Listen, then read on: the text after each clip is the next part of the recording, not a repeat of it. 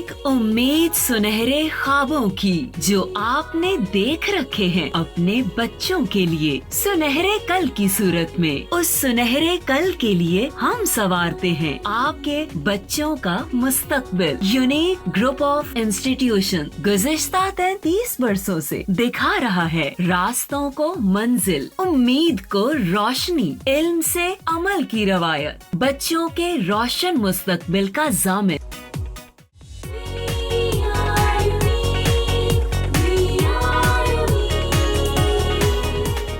अस्सलाम वालेकुम students, unique group of institutions की तरफ से आपके जो ऑनलाइन लेक्चर्स का इनेकाद किया गया है, तो उस सिलसिले में क्लास 9th का जमात नहम का आज लेक्चर नंबर 13 जो है वो हम आज अपना लेक्चर आगे लेके चलेंगे। इससे पहले जो हमारा लेक्चर हुआ उसमें मैंने आपको ख़त पढ़ाया, दरख्वास्त पढ़ाई। हमने उससे पहले अपने जो लेक्चर में अपना सबक जो है आपकी किताब के हिस्सा नस्र का जो आपका दूसरा सबक था जो हमने ख़त्म किया, थोड़ा हमने उसके बारे में दोबारा से उसको रिकॉल किया, दोबारा से उसके बारे में उसमें क्या क्या चीज़ें थी उसके बारे में हमने देखा। उसके बाद जो हमारा ख़त है, आपको मैंने ख़त का पैटर्न पहले भी लिख के बताया था, दोबारा फिर से हमने पिछले लेक्चर में उसका पैटर्न भी मैंने आपको बताया। अमूमन बच्चे जो गलतियाँ करते हैं वो गलती भी मैंने आपको लिख के बताई, और ये भी कि आपने इसको किस तरह दुरुस्त करके लिखना है वो भी मैंने आपको बताया। हमने दरख्वास्त पढ़ी, हमने ख़त पढ़ा। तो अब आज हमारा जो लेक्चर नंबर 13 है, तो आपको जैसे मैंने पहले बताया था कि आपका जो आपकी सिलेबस बुक है, जो आपकी निसाबी किताब है, उसको 3 हिस्सों में, 3 पोर्शंस में जिस तरह डिवाइड किया गया है। हिस्सा नसर है जिसमें आपके तमाम असबाक शामिल हैं, हिस्सा नज़म है जिसमें आपकी नज़में हैं, और हिस्सा गज़ल जिसमें आपकी गज़लें हैं। हमने अपने हिस्सा नज़म की पहली नज़म जो थी, हम जिसके शायर थे मौलाना अल्ताफ़ हुसैन हाली, वो हम पढ़ चुके थे। आज हम अपने हिस्सा नज़म की दूसरी नज़म जो है बेटा उसको शुरू करेंगे। तो हमारी हिस्सा नज़म की जो दूसरी नज़म है वो है नात। नात आप सब जिस चीज़ से वाकिफ़ होंगे, ऐसी नज़म जिसमें हजूर सल्लल्लाहु अलैहि वसल्लम की शान और तारीफ़ बयान की जाए, उनसे मोहब्बत और अक़ीदत का इजहार किया जाए, तो ऐसी नज़म नात कहलाती है। तो जैसे पहले भी मैंने बताया था कि शुरू में किसी भी सबक के शुरू में या किसी भी नज़म और गज़ल के शुरू में जो शायर का तारुफ़ है वो बहुत अहम है। पहले हम शायर का तारुफ़ ही पढ़ेंगे। यहाँ पर पहले हम अपनी जो नज़म है, अमीर मीनाई जो हैं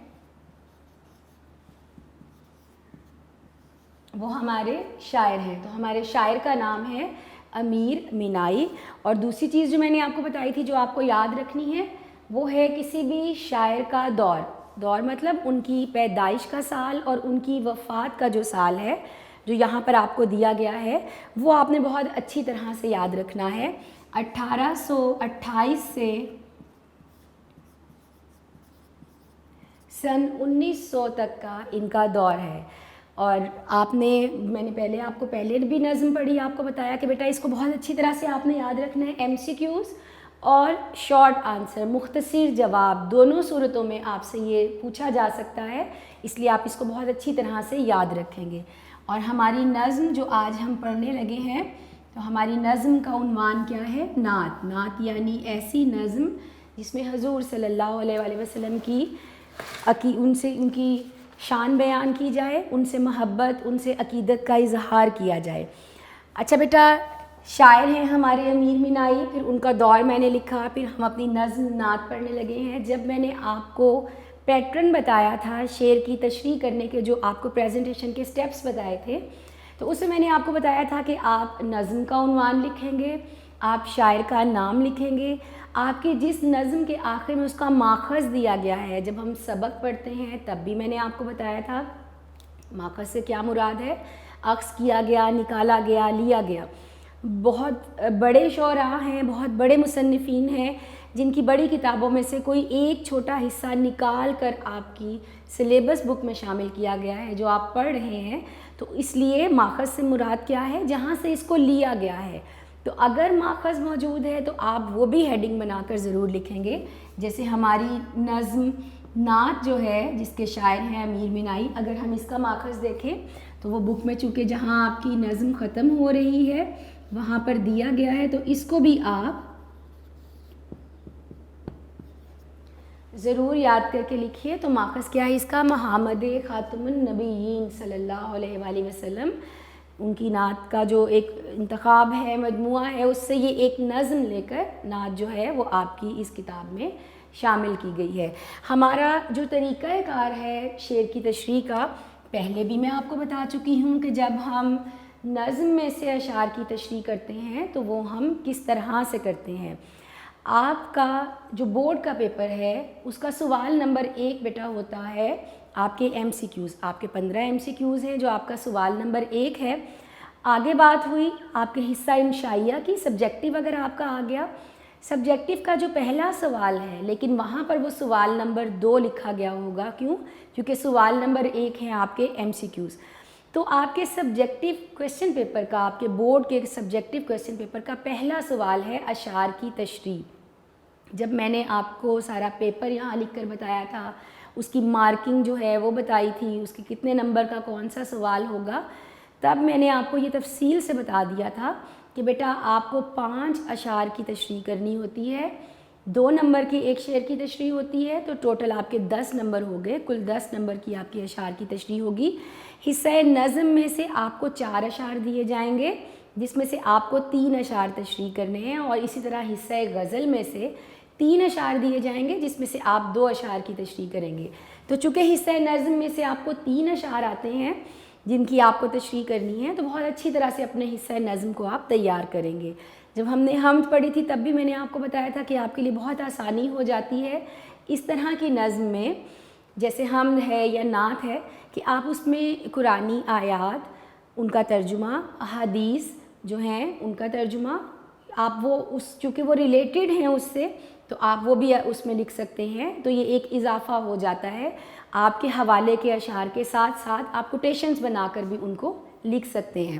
تو جو طریقہ کار ہے ہمارا اشعار کی تشریح کا، جب آپ حصہ نظم کی تشریح کریں گے، میں نے پہلے بھی لکھ کر بتایا تھا، چونکہ آج ہم دوبارہ سے اپنی نظم پڑھ رہے ہیں تو ایک مرتبہ پھر سے میں آپ کو یہاں پر لکھ کے بتاؤں گی کہ اگر آپ حصہ نظم میں سے اشعار کی تشریح کرتے ہیں تو پھر اس کا طریقہ کار کیا ہوگا. سب سے پہلے ہم کیا لکھتے ہیں؟ جیسے میں نے آپ کو پہلے بھی بتایا تھا کہ سب سے پہلے آپ لکھیں گے نظم کا عنوان. تو سب سے پہلے ہم کیا لکھیں گے؟ نظم کا عنوان ہم لکھیں گے. یہ بھی میں نے آپ کو بتایا تھا کہ آپ اپنی جب بک کھولیں گے، آپ کی جو 4 نظمیں ہیں وہ آپ کی سلیبس بک میں شامل ہیں، آپ کی نصابی کتاب میں. اسی طرح 4 غزلیں شامل ہیں. جو چاروں نظمیں ہیں ان کا ایک نام یا عنوان ہے. کیوں نام یا عنوان ہے؟ چونکہ نظم کا ہر شعر ایک ہی موضوع سے متعلق ہوتا ہے تو ہم اسے ایک مناسب نام یا عنوان دے سکتے ہیں، اور غزل کا چونکہ ہر شعر مختلف موضوع سے متعلق ہے تو اس کو ہم کوئی نام یا عنوان نہیں دیتے. ویسے تو میں نے آپ کو اس کا بھی طریقہ کار لکھ کے تب بتا دیا تھا جب ہم نے اپنا پورا کویسچن پیپر ڈسکس کیا تھا، لیکن دوبارہ سے جب ہم اپنی ایک غزل پڑھیں گے تو غزل کے اس کے اشعار کی تشریح کے لیے آپ کو کیا پیٹرن آپ کو جو ہے وہ اختیار کرنا ہے، کیا پریزنٹیشن آپ کو اس کی کرنی ہے، وہ ہم دوبارہ سے پھر سے اس کو سیکھیں گے. تو ابھی ہم نظم ہی کا دیکھتے ہیں. کہاں سے ہم شروع کریں؟ نظم کا عنوان. اور کون سی نظم ہے جو آج ہم پڑھنے لگے ہیں؟ نعت. تو سب سے پہلے آپ لکھیں گے نظم کا عنوان. اس کے بعد اگلی ہیڈنگ آپ کیا دے رہے ہیں؟ شاعر کا نام. ہاں جی، شاعر کا نام ہماری اگلی ہیڈنگ ہے. اب ہم چونکہ اپنی یہی نظم پڑھ رہے ہیں نعت، تو ہم اسی کو لے کے چلتے ہیں. تو کیا ہے شاعر کا نام؟ امیر مینائی. اگر آپ کو شاعر کا دور اچھی طرح سے یاد ہے، ویسے تو آپ کوشش کیجئے کہ آپ اس کو یاد کریں، کیونکہ جیسے میں نے پہلے بتایا آپ کو ایم سی کیو فارم میں بھی پوچھا جا سکتا ہے، آپ کو شارٹ آنسر کی فارم میں بھی پوچھا جا سکتا ہے. تو اگر آپ کو یاد ہے تو آپ آگے بریکٹ میں جب آپ شعر کی تشریح لکھنے لگے ہیں تو آپ اس کو اپنی پریزنٹیشن کا حصہ بناتے ہوئے آگے بریکٹ میں بھی ضرور لکھیے. اچھا بیٹا، شاعر کا نام ہو گیا. سب سے پہلے نظم کا عنوان، شاعر کا نام. اگلی چیز میں نے آپ کو بتائی تھی، بچے عموماً کیا کرتے ہیں؟ مفہوم لکھتے ہیں. مفہوم کا کیا مطلب ہوتا ہے کہ آپ نے اپنی شعری ترتیب کو ایک نثر کی صورت میں بیان کرنا ہے، اور مفہوم عموماً 1 سے 1.5 لائن کا لکھا جاتا ہے. اگر آپ اس کو لمبا کرتے ہیں تو آپ کی بجائے اچھا تاثر آنے کے وہ اس کا غلط تاثر آتا ہے اور آپ نیگیٹو مارکنگ کی طرف چلے جاتے ہیں. بچے 3 سے 4 لائنوں کا صرف مفہوم ہی لکھ دیتے ہیں، تو اس کا نقصان کیا ہوتا ہے کہ ایک اچھا تاثر آنے کی بجائے، ایک اچھا امپریشن آنے کی بجائے آپ کے نمبر جو ہیں وہ کٹنے کی طرف وہ چلے جاتے ہیں، نیگیٹو مارکنگ کی طرف چلے جاتے ہیں۔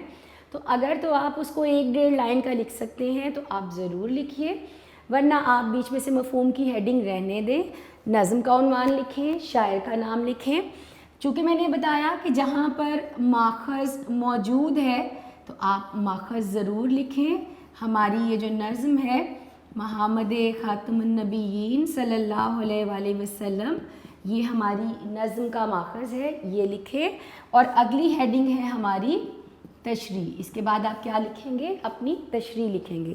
تشریح لکھتے ہوئے اگر آپ بورڈ کے حوالے سے دیکھیں تو 1 سے 1.5 صفحے کی آپ کو کم از کم تشریح لکھنی ہے، جس میں اگر جس طرح سے یہ دونوں نظمیں ہیں حمد و نعت، تو اس میں آپ قرآنی آیات کا حوالہ جو ہے وہ کوٹیشن بنا کے لکھ سکتے ہیں، حدیث جو ہیں ان کے تراجم لکھ سکتے ہیں۔ اس کے ساتھ ساتھ اس سے متعلقہ حوالے کے 2 اشعار، اسی موضوع سے متعلقہ حوالے کے کوئی اور 2 اشعار بھی آپ کو مارکر سے نمایاں کر کے بیچ میں لکھنے ہوتے ہیں۔ تو آپ جب یہ پریزنٹیشن کریں گے، یہ تمام سٹیپس آپ لکھیں گے، پھر آپ تشریح کریں گے، اس میں کوئی ایک کوٹیشن لکھیں گے، کوئی 2 اشعار لکھیں گے حوالے کے، تو بہت آرام سے 1.5 صفحوں تک آپ کے اشعار کی جو تشریح ہے وہ چلی جاتی ہے۔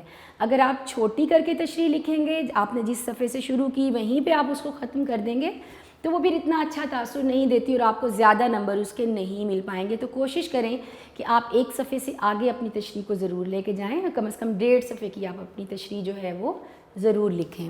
تو بیٹا یہ اس کا پروسیس ہے، یہ اس کا طریقہ کار ہے شعر کی تشریح کا، جو کہ آپ نے مارکر سے نمایاں کر کے یہ تمام چیزیں جو ہیں جو آپ تشریح کرنے سے پہلے لکھیں گے۔ تو ہماری نظم جو آج ہم پڑھیں گے وہ ہے نعت، اور ہمیشہ کی طرح جیسے میں سبق پڑھتے ہوئے بھی آپ کو بتاتی ہوں، اب نظم پڑھتے ہوئے بھی یہی کہ شاعر کا تعارف ہم کہاں سے شروع کریں گے؟ شاعر کے تعارف سے، کیونکہ یہ بہت اہم ہے شاعر کا تعارف۔ اس میں سے میں نے آپ کو بتایا تھا آپ کو مختصر جوابات اور MCQ دونوں پوچھے جا سکتے ہیں۔ تعارف کے بارے میں آپ کو پہلے بھی بتا چکی ہوں، مصنف کا تعارف ہو، شاعر کا تعارف ہو، یہ 3 حصوں پر مشتمل ہوتا ہے۔ 3 حصے کون سے بنتے ہیں اس کے؟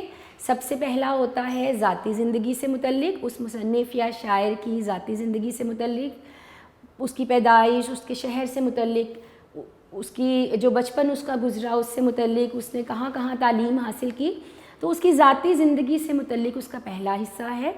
دوسرا حصہ اس کے کام کی خوبیاں، یعنی جو بھی اس کی شاعری ہے اس میں کیا کیا خوبیاں موجود ہیں، کون کون سی اس کے اندر اس نے اپنی گرامیٹیکلی چیزیں استعمال کی ہیں، کون سی خوبصورتیاں پیدا کی ہیں اپنی شاعری میں، اس کی خوبیاں کیا ہیں ان کو بیان کیا جاتا ہے۔ اور سب سے آخری جو حصہ ہے، تیسرا حصہ اس کی خدمات سے متعلق۔ اب یہاں خدمات سے مراد کیا ہے؟ اس کی تصانیف، چند ایک مشہور تصانیف کے نام آپ کو دیے جاتے ہیں، وہ بھی آپ کو بہت اچھی طرح سے یاد رکھنے ہیں۔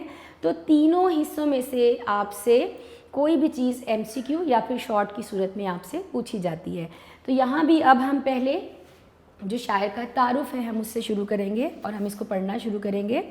امیر مینائی نصیر الدین حیدر شاہ اودھ کے عہد میں لکھنؤ میں پیدا ہوئے۔ پہلے بھی جب ہم نے پڑھا اس میں، اس سے پہلے ہم نے مولانا الطاف حسین حالی کی نظم پڑھی تھی حمد، اس میں بھی بادشاہ کا ذکر آیا کہ ان کے جو اجداد تھے وہ کس بادشاہ کے دور میں، جب بادشاہ ہندوستان پہ حکومت کرتا تھا تو کس بادشاہ کے دور میں ان کے اجداد ہندوستان آئے تھے۔ اور تب بھی میں نے آپ کو بتایا تھا کہ بیٹا اس کا مقصد کیا ہے کہ آپ کو ان کے دور کا صحیح اندازہ لگانے کے لیے، کہ چونکہ تاریخ میں بادشاہوں کے جو ادوار ہیں وہ تاریخ کے ساتھ موجود ہیں، اگر ہم ہسٹری دیکھیں، تاریخ دیکھیں تو ان کی تاریخ، ان کے دور، ان کے سن جو ہیں وہ تاریخ میں موجود ہیں، تو اس دور اور اس وقت کا صحیح اندازہ لگانے کے لیے ہم یہاں پر اس بادشاہ کا جو آپ کی کتاب میں ذکر کر دیا جاتا ہے تاکہ زیادہ بہتر اس دور کا جو اندازہ ہے وہ لگایا جا سکے۔ تو امیر مینائی ہندوستان کا جو شہر ہے لکھنؤ، وہاں پر پیدا ہوئے، اور کب پیدا ہوئے؟ جب وہاں پر نصیر الدین حیدر نام کا ایک جو بادشاہ ہے جو اودھ کا حکمران تھا، وہ وہاں پر حکومت کرتا تھا، وہاں پر اس دور میں یہ لکھنؤ میں پیدا ہوئے۔ آپ کے والد کا نام مولوی کرم محمد تھا۔ اب یہ دونوں لائنیں دیکھیں، آپ کے شارٹ بھی ہیں، آپ کے MCQ کی صورت میں بھی ان کے والد کا نام کیا تھا، یا وہ کہاں پیدا ہوئے اور کس کے دور میں پیدا ہوئے، یہ تینوں چیزیں آپ سے پوچھی جا سکتی ہیں۔ آپ حضرت مخدوم شاہ مینا لکھنوی کی اولاد سے تھے۔ امیر مینائی جو اس دور کے شعراء تھے، ہر دور میں شاعری کا ایک طریقہ کار ہوتا ہے، ایک رواج ہوتا ہے، آپ کے ارد گرد جس طرح کا ماحول ہوتا ہے وہی آپ کی شاعری میں نظر آتا ہے، آپ کی شاعری میں جھلکتا ہے۔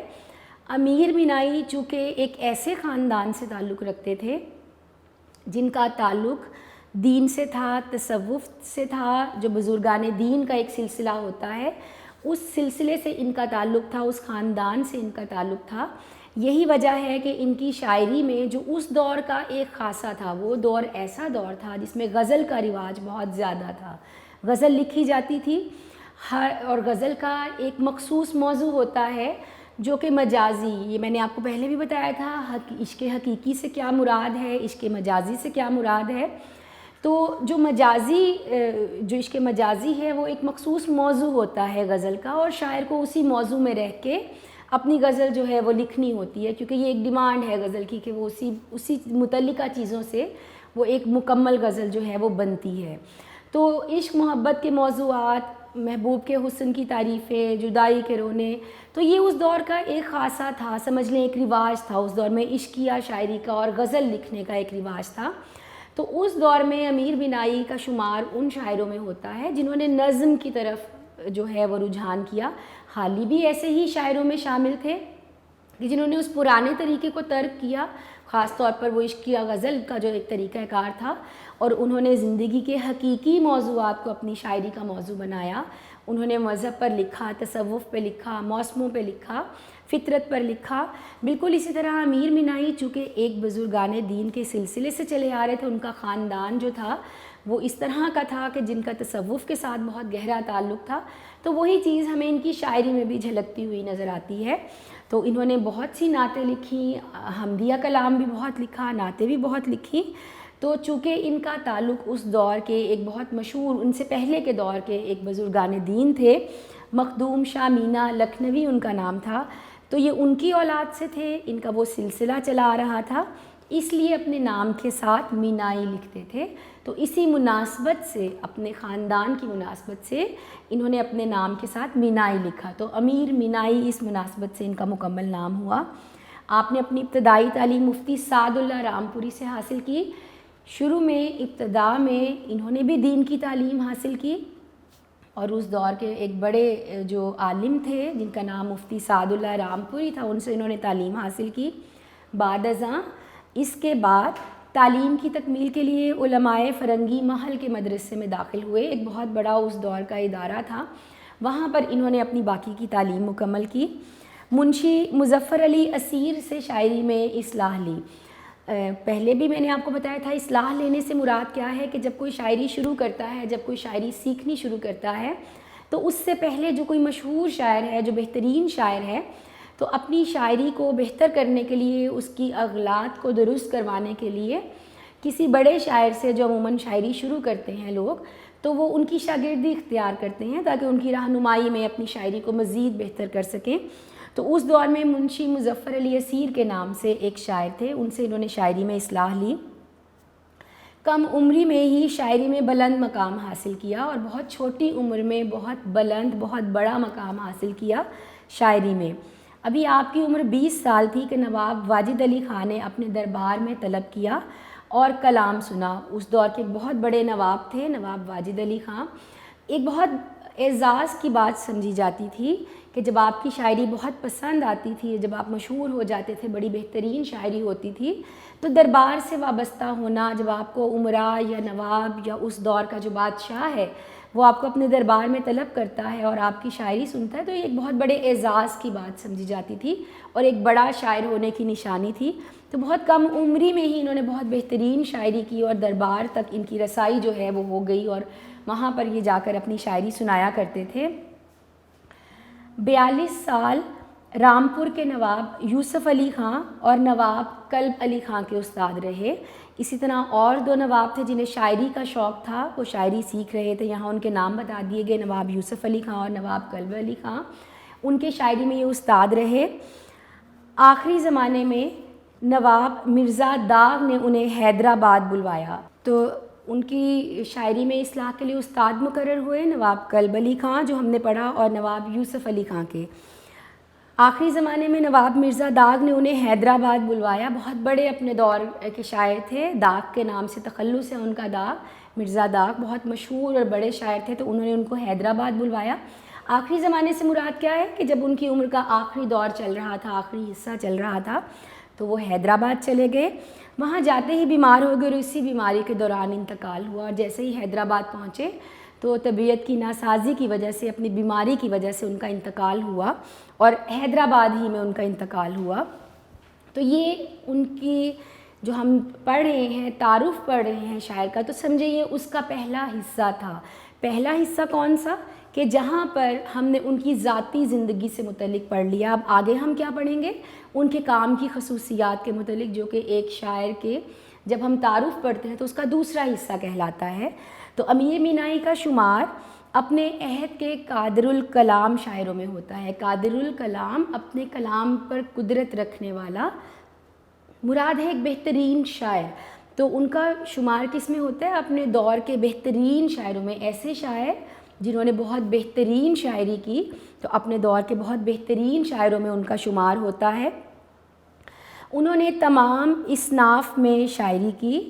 اصناف صنف کی جمع, اور میں نے آپ کو پہلے بھی بتایا تھا صنف کہتے ہیں قسم کو, ٹائپ ہم جس کو بولتے ہیں, یعنی مختلف جو اقسام ہیں شاعری کی. اگر آپ لفظی مطلب اس کا دیکھیں تو صنف کی جمع یعنی ادب کی مختلف جو حیتیں ہوتی ہیں, جو ظاہری شکلیں ہوتی ہیں, تو ان میں سے کوئی ایک صنف. اب وہ غزل ہے, رباعی ہے, مثنوی ہے, جو بھی ہے, کوئی افسانہ ہے, کوئی ناول ہے, تو ادب کی جتنی بھی اقسام ہیں اس کی جو ظاہری حیت ہے وہ صنف کہلاتی ہے.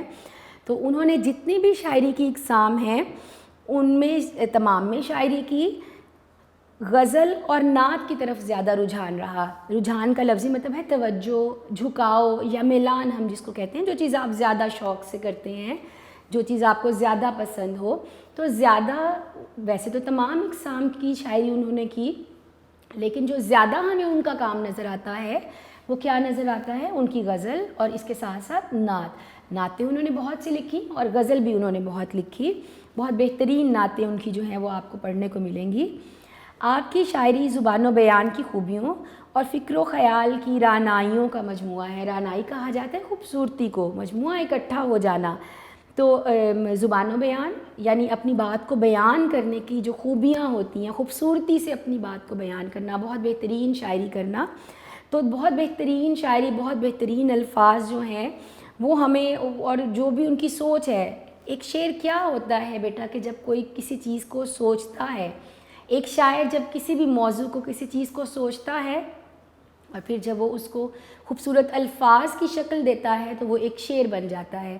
تو سب سے اہم اور بنیادی چیز بیچ میں کیا ہے, اس کی سوچ, اس کا خیال. تو زیادہ ضروری بنیادی اور اہم چیز اس کا خیال اور سوچ ہے. جتنی خوبصورت سوچ اور جتنا خوبصورت شعر ہوگا, پھر آپ خوبصورت الفاظ کا جب سہارا لیں گے تو ایک بہت بہترین اور خوبصورت شعر سامنے آئے گا. تو بہت جو خوبصورت ان کی سوچ تھی, اس کو جب انہوں نے بہترین الفاظ کا سہارا دیا تو ایک بہت بہترین شاعری جو ہے وہ ہمارے سامنے آئی. ان کی نعتوں میں آورت کے مقابلے میں آمد کا رنگ غالب ہے. آمد قدرتی طور پر آپ کے اندر جو چیز ودیعت ہو جاتی ہے, آتی ہے. آمد کا مطلب ہوتا ہے آنا, آورت مطلب باہر کی چیزوں سے متاثر ہونا. جو شاعر ہیں وہ دوسروں کی شاعری پڑھتے ہیں, دوسروں کا کلام سنتے ہیں, اپنے ارد گرد جو چیزیں موجود ہیں ان سے بھی متاثر ہوتے ہیں. اور جو قدرتی صلاحیت ان کے اندر اللہ تعالیٰ نے ڈالی ہے, جو قدرتی چیز ان میں موجود ہے شاعری کرنے کی, ہر کوئی شاعری نہیں کر سکتا, ہر کوئی شعر نہیں لکھ سکتا. تو یہ ایک قدرت کی طرف سے خاص جس کے اندر یہ خوبی موجود ہو, تو پھر وہ باہر کی چیزوں سے اور مزید اس کو بہتر بناتا چلا جاتا ہے اور اپنی صلاحیتوں کو نکھارتا چلا جاتا ہے. تو جب ہم ان کی شاعری پڑھتے ہیں تو مراد کیا ہے کہ اس دور کے باقی تمام شعراء سے متاثر ہونے کی بجائے ہمیں ان کا اپنا ایک الگ انداز نظر آتا ہے شاعری میں, ان کا اپنا ایک الگ طریقہ کار نظر آتا ہے. انہوں نے محاورات اور ثنائے کو اس عمدگی سے برتا ہے. برتنا مطلب استعمال کرنا. ثنائے کا لفظی مطلب ہوتا ہے بیٹا ہنر مندی, جب ہم کسی کام کو بہت بہتر طریقے سے سر انجام دیں. صنعت سے یہ لفظ نکلا ہے, بنانا, کوئی بہتر چیز بنانا, ہنر مندی کے معنوں میں آتا ہے. مطلب کام کو خوبصورت بنانے کا طریقہ، جب آپ چیزوں کو خوبصورت بناتے چلے جاتے ہیں اپنی ہنر مندی کے ساتھ، تو یہ چیز صنعت اور اس کی جمع صنائع کہلاتا ہے۔ تو بہت خوبصورتی سے محاورات کا وہ استعمال کرتے ہوئے نظر آتے ہیں ہمیں اپنی شاعری میں، کہ ان کے کلام میں کہیں بھی تصنع پیدا نہیں ہونے دیا۔ تصنع کا لفظی مطلب ہوتا ہے بناوٹ، غیر حقیقی ہونا، دکھاوا ہونا، بناوٹ ہونا، اور بہت ہی نیچرل اور قدرتی جو ہے الفاظ اور چیزیں اور موضوعات اور خیالات ہمیں ان کی شاعری میں نظر آتے ہیں، کوئی دکھاوا یا بناوٹ نظر نہیں آتی۔ انہوں نے الفاظ و تراکیب کا استعمال بھی محتاط ہو کر کیا، اور جو مختلف تراکیب یعنی نئے نئے الفاظ بنانا، مختلف چیزوں کو استعمال کرنا، جب آپ اپنی شاعری میں صنعت تضاد کا استعمال کرتے ہیں، جب آپ اپنی شاعری میں کسی محاورے کا استعمال کرتے ہیں، قافیہ ردیف استعمال کرتے ہیں، تو انہوں نے بہت احتیاط کے ساتھ تمام چیزوں کو استعمال کیا، اور حتی الامکان سادگی اور روانی کا پہلو پیش نظر رکھا۔ پیش نظر رکھنا، سامنے رکھنا، دھیان میں رکھنا، خیال میں رکھنا۔ اور کیا چیز ہمیں ان کی شاعری پڑھ کے نظر آتی؟ روانی کا مطلب ہوتا ہے مسلسل۔ جب آپ کسی چیز کو پڑھتے ہیں تو عموماً آپ کس چیز کو مسلسل پڑھتے چلے جاتے ہیں؟ جو آپ کو آسان لگتی ہو، جو چیز آپ کو آسانی سے سمجھ میں آ رہی ہے، جو آپ کو پڑھنے میں آسان لگ رہی ہے اور آپ کو سمجھ آ رہی ہے، تو آپ اس کو مسلسل پڑھتے چلے جاتے ہیں۔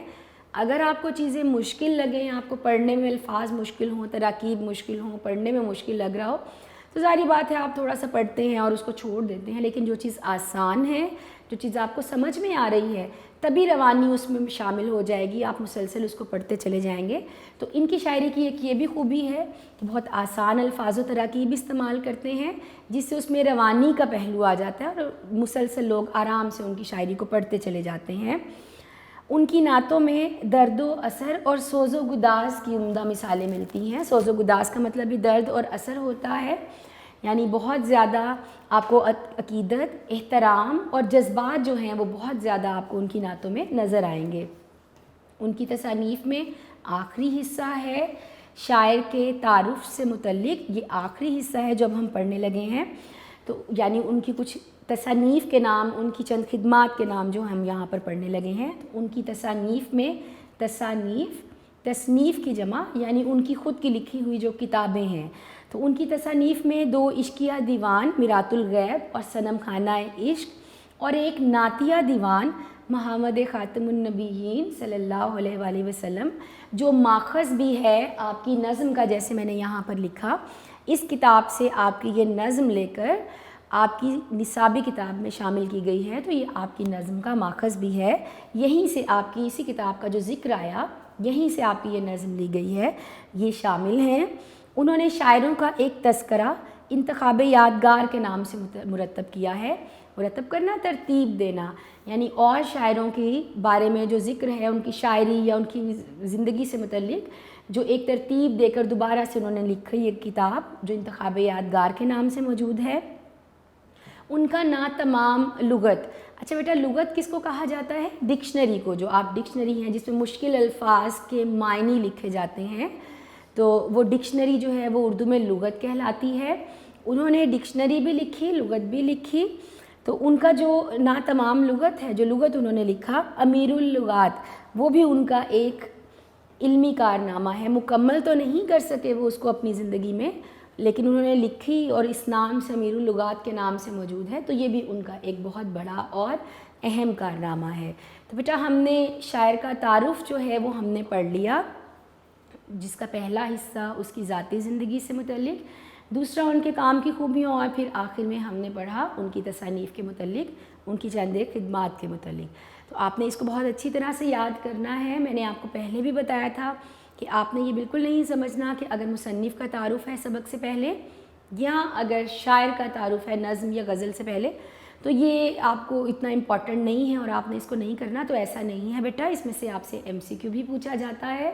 جب میں نے MCQs آپ کو ڈیوائڈ کر کے بتائے تھے کہ آپ کے حصہ نثر میں سے اتنے آئیں گے، حصہ نظم میں سے اتنے آئیں گے، حصہ غزل میں سے اتنے آئیں گے، زبان و بیان کے اتنے آئیں گے، تو وہ جو حصہ نظم اور غزل میں سے آپ کو 3 سے 4 MCQ آتے ہیں، وہ تعارف میں سے بھی ہو سکتے ہیں اور نظم اور غزل میں سے بھی ہو سکتے ہیں، اس لیے اس کو آپ بہت اچھی طرح سے یاد کریں گے۔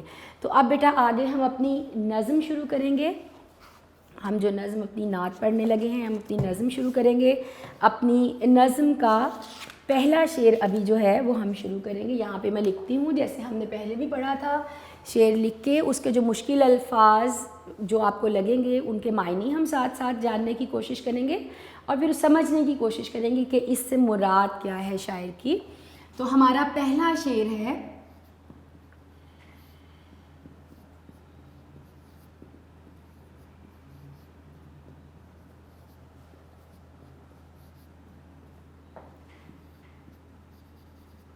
ہاں جی، پہلا شعر میں یہاں پہ لکھ رہی ہوں. صبا بے شک آتی مدینے سے تو ہے کہ تجھ میں مدینے کے پھولوں کی بو ہے. یہ ہماری نظم کا پہلا شعر ہے. ہماری نظم ہے نعت. صبا بے شک آتی مدینے سے تو ہے کہ تجھ میں مدینے کے پھولوں کی بو ہے. بو کہتے ہیں بیٹا خوشبو کو. صبا صبح کی ٹھنڈی ہوا، جو صبح سویرے ٹھنڈی ہوا چلتی ہے تو صبح کی جو ٹھنڈی ہوا ہے وہ صبا کہلاتی ہے. اور مدینہ ہم سب جانتے ہیں کہ وہ شہر ہے جہاں پر آپ صلی اللہ علیہ وآلہ وسلم کا روضہ مبارک ہے. وہ شہر مدینہ ہے. تو شاعر نے جو ہمارا پہلا شعر ہے، اگر ہم اس کو مفہوم اس کا دیکھنا چاہیں کہ بیان کیا کرنا چاہ رہے ہیں شاعر اس میں، کہ صبح کے وقت چلنے والی جو ہوا ہے، جب آپ کسی سے محبت اور عقیدت رکھتے ہیں، آپ صلی اللہ علیہ وآلہ وسلم جو ہیں، ظاہری بات ہے اس کائنات میں جتنے انسان ہیں ان میں سب سے افضل ترین جو ہستی ہے وہ آپ صلی اللہ علیہ وآلہ وسلم کی ہے. تمام انسانوں میں جو سب سے افضل اور بہتر انسان ہیں وہ آپ صلی اللہ علیہ وآلہ وسلم ہیں. اور آپ تو اس پوری کائنات کے وجود کی وجہ ہی آپ صلی اللہ علیہ وآلہ وسلم ہیں. وجہ وجود کائنات آپ صلی اللہ علیہ وآلہ وسلم کی ذات پاک ہے. اور کسی بھی انسان کا، مسلمان کا ایمان تب تک مکمل نہیں ہوتا جب تک وہ توحید کے ساتھ ساتھ رسالت پر ایمان نہ رکھتا ہو کہ آپ صلی اللہ علیہ وآلہ وسلم جو ہیں وہ اللہ کے بندے، اس کے رسول اور آخری رسول ہیں. اور مسلمان ہونے کے ناطے ہم سب کی جو عقیدت، احترام اور جو محبت ہے آپ صلی اللہ علیہ وآلہ وسلم سے اور اس کے ساتھ ساتھ ان کے شہر سے، اس شہر سے، مدینہ شہر سے، جہاں پر آپ صلی اللہ علیہ وآلہ وسلم کا روضہ مبارک موجود ہے. آپ صلی اللہ علیہ وآلہ وسلم پیدا تو مکہ میں ہوئے، ان کا بچپن، جوانی وہاں گزرا، لیکن جب آپ صلی اللہ علیہ وآلہ وسلم ہجرت فرما کر مدینہ گئے اور اس دنیا سے آپ نے جب پردہ فرمایا تو آپ کا روضہ مبارک جو ہے وہ مدینے میں ہے. تو مدینہ جو ہے پوری دنیا میں جہاں بھی مسلمان اس وقت موجود ہیں ان سب کے لیے بہت عزت اور احترام کا ایک مرکز ہے، ایک جگہ ہے. تو جو شاعر ہیں وہ بھی اپنی اسی محبت اور عقیدت کا اظہار کرتے ہوئے کہتے ہیں کہ صبح کے وقت چلنے والی جو ہوا ہے، تو شاعر کو یوں محسوس ہوتا ہے یہ ان کی محبت کا عالم ہے، ان کی عقیدت اور احترام کا یہ ایک ایسا عالم ہے کہ انہیں لگتا ہے کہ جو صبح کے وقت ٹھنڈی ہوا چل رہی ہے وہ مدینے سے ہو کر آتی ہے، کیونکہ انہیں یہ لگتا ہے کہ اس میں مدینے کے پھولوں کی خوشبو شامل ہے. ویسے بھی یہ قدرت کا ایک قانون ہے کہ صبح کے وقت جب صبح سویرے جب رات کی تاریکی ختم ہو جاتی ہے، دن کا اجالا آتا ہے، تو فطرت کے جو قوانین ہوتے ہیں اس میں سے ایک یہ قانون ہے کہ اس وقت ہوا ضرور چلتی ہے. یہ قدرت کا ایک قانون ہے کہ صبح سویرے جب اندھیرا ختم ہوتا ہے اور روشنی آتی ہے تو ہوا چلتی ہے. اور یہ بھی قدرت ہی کا ایک قانون ہے کہ یہی وہ وقت ہوتا ہے جس وقت پھول کھلتے ہیں، جو کلیاں ہیں وہ پھول کی شکل اختیار کرتی ہیں اور جو پھول کھلتے ہیں وہ بھی صبح سویرے ہی کا وقت ہے. تو فطرت کے جو قوانین ہیں جو چلے آ رہے ہیں، قوانین چلے آ رہے ہیں قدرت کے، فطرت کے، تو صبح کے وقت ہوا کا چلنا اور صبح کے وقت پھولوں کا کھلنا یہ دونوں قوانین قدرت ہیں، قوانین فطرت میں شامل ہوتے ہیں. تو پھولوں کا جب پھولوں کا کھلنے کا وقت ہے تو جو ہوا ہے اس میں پھولوں کی خوشبو بھی ساتھ میں شامل ہو جاتی ہے. تو امیر مینائی کا یہاں پر موقف کیا ہے کہ صبح کے وقت جو ہوا چل رہی ہے یہ کوئی عام ہوا نہیں ہے یا اس میں کوئی عام پھولوں کی خوشبو موجود نہیں ہے، بلکہ ان کو یوں لگتا ہے، مدینہ شہر سے ان کی عقیدت اور احترام کا یہ عالم ہے کہ انہیں یوں لگتا ہے کہ اس ہوا میں جن پھولوں کی خوشبو ہے وہ مدینے کے پھول ہیں اور مدینے کے پھولوں کی خوشبو اس ہوا میں شامل ہے، اور چونکہ وہ جو ہوا ہے وہ بھی بارگاہ رسالت صلی اللہ علیہ وآلہ وسلم میں حاضری دے کر آتی ہے، اور اس کے شہر کے پھولوں کی جو مہک ہے اس کو اپنے ساتھ اڑائے پھرتی ہے، اس کو اپنے ساتھ لیے پھرتی ہے۔ تو امیر مینائی چونکہ عشق رسول صلی اللہ علیہ وآلہ وسلم سے سرشار ہیں، آپ صلی اللہ علیہ وآلہ وسلم سے عقیدت اور محبت کا یہ عالم ہے کہ اس ہوا میں بھی ان کو مدینے کے پھولوں کی جو خوشبو ہے وہ ان کو محسوس ہوتی ہے، اور مدینے کی گلیوں کی ایک عطا محسوس ہوتی ہے اس ہوا کی خوشبو بھی ان کو۔ تو آپ صلی اللہ علیہ وآلہ وسلم تو ایک اس طرح کی ہستی ہیں کہ آپ اور ان کی نسبت اس طرح سے ہے کہ جو بھی چیز ان کے ساتھ شامل ہو جائے، ان سے جڑ جائے، وہ چیز بھی مہکنے لگتی ہے، خوشبودار ہو جاتی ہے۔ تو جب ہوا مدینے سے ہو کے آئی تو اس میں بھی ایک مخصوص خوشبو، ایک اور بہت بہترین خوشبو اس میں شامل ہو گئی۔ اب آپ یہاں پر حوالے کا کوئی شعر لکھ سکتے ہیں اسی موضوع سے متعلق، نعت سے متعلق: یاد جب مجھ کو مدینے کی فضا آتی ہے، سانس لیتا ہوں تو جنت کی ہوا آتی ہے، یا پھر وہ دانائے سبل ختم الرسل مولائے کل جس نے غبار راہ کو بخشا فروغ وادی سینا، نگاہ عشق و مستی میں وہی اول وہی آخر، وہی قرآن وہی فرقان وہی یاسین وہی طٰہٰ۔ بہت مشہور شعر ہے، آپ لوگوں نے پہلے بھی سن رکھا ہوگا۔ یہ حوالے کے جو دونوں اشعار ہیں یہ میں یہاں پر آپ کو لکھ کے دے رہی ہوں تاکہ آپ اس کو اچھی طرح سے یاد کر سکیں۔ یاد جب مجھ کو مدینے کی فضا آتی ہے،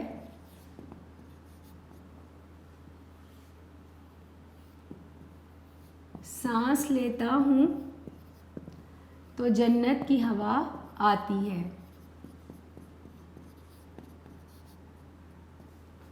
دوسرا جو میں نے پڑھا تھا، شعر تو نہیں ہے، وہ ایک بند ہے، اور یہ بھی میں نے آپ کو بتایا تھا یہ جو میں نے علامت لگائی یہ کس چیز کی علامت ہے؟ شعر کی علامت۔ جب آپ اپنا شعر لکھنے لگتے ہیں تو اس سے پہلے آپ یہ علامت لکھتے ہیں۔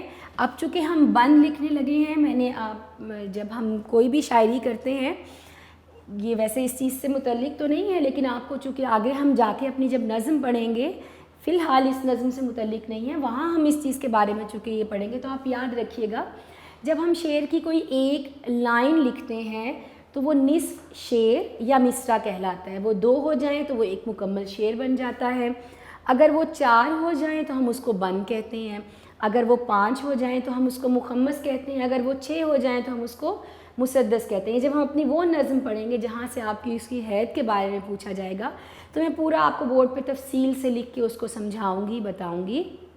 یہاں پر چونکہ میں نے اس علامت کا ذکر کیا، جب ہم مصرع لکھتے ہیں تو اس کے لیے ہم ایک الگ علامت استعمال کرتے ہیں، ہم شعر لکھتے ہیں تو اس کے لیے ہم ایک الگ علامت استعمال کرتے ہیں۔ تو اس لیے یاد رکھیے اس علامت کا مطلب کیا ہے کہ آپ نے اپنا شعر لکھا۔ جب ہم بند لکھتے ہیں یعنی 4 مصروں پر جو ہمارا مشتمل ہے اس کے ساتھ پھر ہم کوئی علامت نہیں لکھتے۔ اب یہاں پر میں چونکہ آپ کو حوالے کا وہ لکھ کے بتانے لگی ہوں بند جو آپ حوالے کے اشعار کے طور پر استعمال کریں گے۔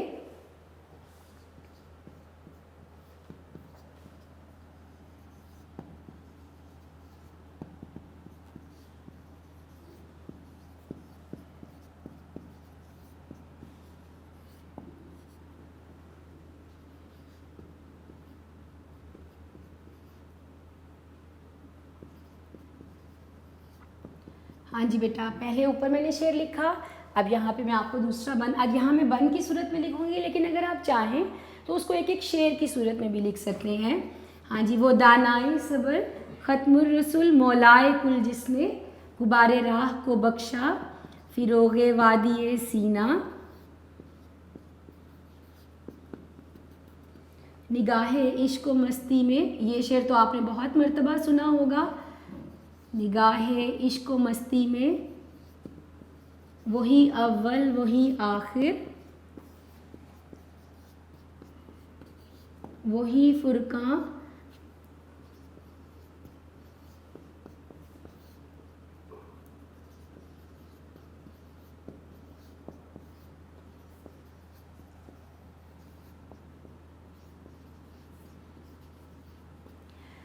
ہاں جی، آپ اگر چاہیں تو اس کو آپ اسی طرح سے ایک بند کی صورت میں بھی لکھ سکتے ہیں، اور اگر آپ چاہیں تو آپ اس کو ایک الگ شعر کی صورت میں اور اس کو ایک الگ شعر کی صورت میں بھی لکھ سکتے ہیں۔ تو اس صورت میں آپ اس کے ساتھ شعر کی یہ علامت لگائیں گے۔ اگر آپ اس کو 2 مصرع اور ایک شعر کی صورت میں کر کے لکھیں گے، اگر آپ چاہیں تو اس طرح سے بھی لکھیں، اور اگر آپ چاہیں، میں نے آپ کو کہا کہ حوالے کے 2 اشعار لکھیں، اگر آپ 2 سے زیادہ لکھنا چاہتے ہیں تو آپ وہ بھی لکھ سکتے ہیں۔ تو وہ دانائے سبل ختم رسول مولائے کل جس نے غبار راہ کو بخشا فروغ وادی سینہ، نگاہ عشق و مستی میں وہی اول وہی آخر، وہی فرقاں وہی قرآن وہی یاسی وہی طٰہٰ۔ تو یہ آپ دونوں جو حوالے کے اشعار ہیں یہ بیچ میں لکھیں۔ آج ہم نے اپنا پہلا شعر جو ہے وہ ہم نے پڑھا بیٹا، ہم نے اپنی نظم شروع کی تھی نعت۔ آج میں یہیں پر، چونکہ ہمارے لیکچر کا وقت ختم ہونے جا رہا ہے، تو آج پہلے شعر تک ہی میں اس کو ختم کروں گی۔ انشاءاللہ اپنے اگلے لیکچر میں ہم اپنی نظم کو آگے لے کے چلیں گے۔ دوبارہ سے میں آپ کو ایک مرتبہ بتا دوں، ہمارے شاعر امیر منائی ہیں جن کا دور 1828 سے سن 1900 تک کا ہے۔ ہم نے ان کی نظم نعت پڑھنا شروع کی، جس کا ماخذ ہے محمد خاتم النبیین صلی اللہ علیہ وآلہ وسلم۔ یہاں سے یہ نظم لی گئی۔ وہاں پہ میں نے آپ کو وہ پروسیس لکھ کے بتایا، وہ پریزنٹیشن لکھ کے بتائی کہ کس طرح سے آپ اپنے شعر کی تشریح جو ہے اس کو شروع کریں گے، وہ کون سے سٹیپس ہوں گے جو آپ مارکر سے نمایاں کر کے لکھیں گے، اور پھر بعد میں اپنی تشریح کریں گے۔ اپنا شعر ہم نے لکھا، اس کے کچھ مشکل الفاظ جو ہیں ویسے تو بہت آسان ہیں، ان کی شاعری کی خوبی یا خاصہ ہی یہی ہے کہ آسان الفاظ میں شاعری کرتے ہیں۔